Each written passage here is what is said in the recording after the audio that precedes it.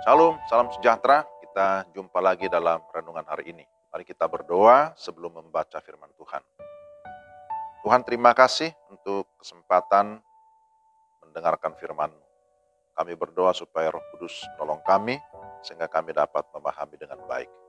Dalam nama Tuhan Yesus kami berdoa. Amin. Pembacaan firman Tuhan dari Kejadian 1 ayat 27 sampai 28. Maka Allah menciptakan manusia itu menurut gambarnya.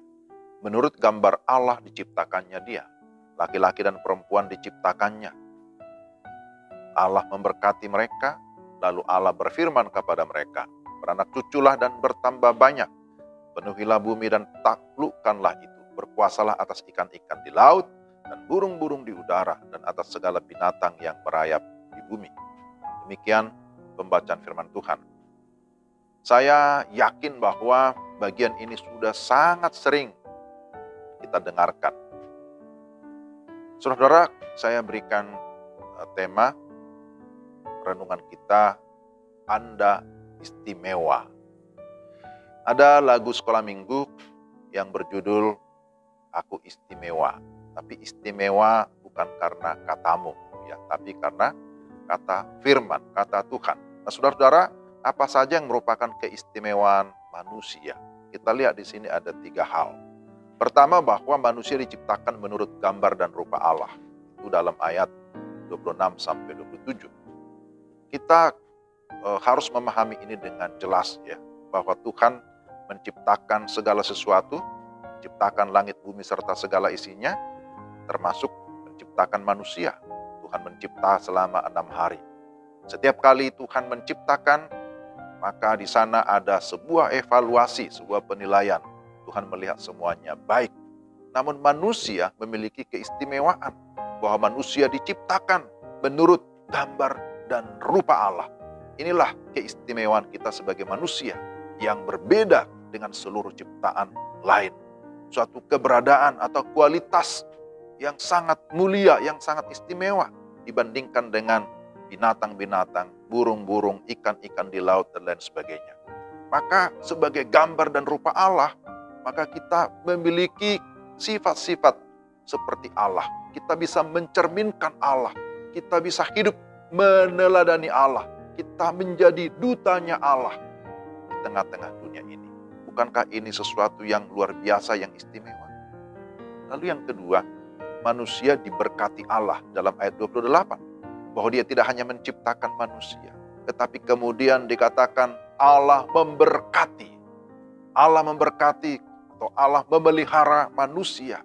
Memberkati secara pribadi, Allah memberkati keluarga, bahkan dikatakan beranak cucu dan bertambah banyak, dan memberi segala kebutuhan.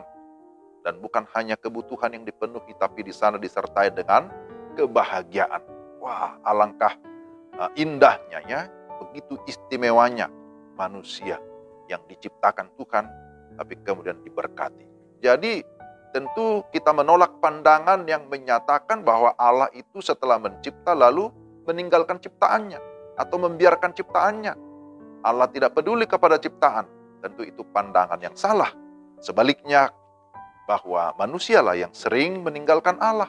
Manusialah yang seringkali bertindak berbuat sesuai dengan keinginan sendiri, mau mengatur diri sendiri, mau ingin bebas, mau merdeka, versi keinginan daging, keinginan mata, keangkuhan hidup.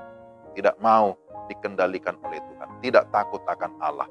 Jadi saudara, mari kita menyadari bahwa kita ini adalah manusia yang diberkati Tuhan.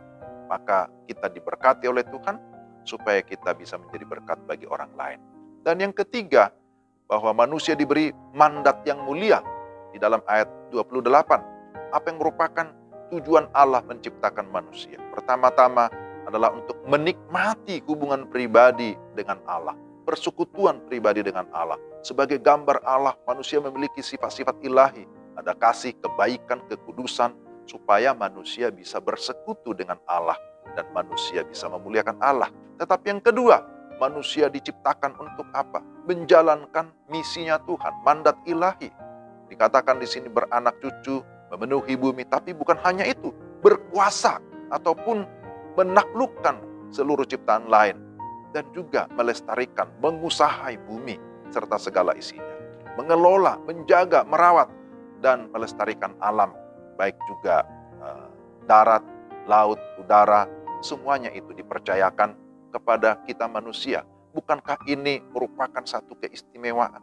Maka kalau kita memahami bahwa kita begitu istimewa di hadapan Tuhan, marilah kita juga menunjukkan keistimewaan itu di dalam segala sikap kita, di dalam segala tindakan kita, di dalam segala perbuatan kita, supaya nyata benar bahwa kita adalah anak-anak Allah yang dipilih, dikhususkan untuk dapat menjadi garam dan terang, jadi berkat bagi dunia ini. Amin.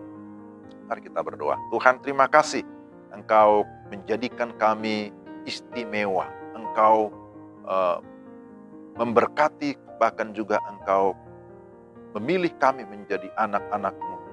Dan Engkau memberikan kami kepercayaan untuk melakukan tugas yang mulia di tengah-tengah dunia ini. Pakailah kami Tuhan untuk dapat menjadi berkat, untuk kami dapat menjadi terang, menjadi garam di tengah-tengah dunia ini. Supaya melalui kehidupan kami, sungguh nama Tuhan dimuliakan.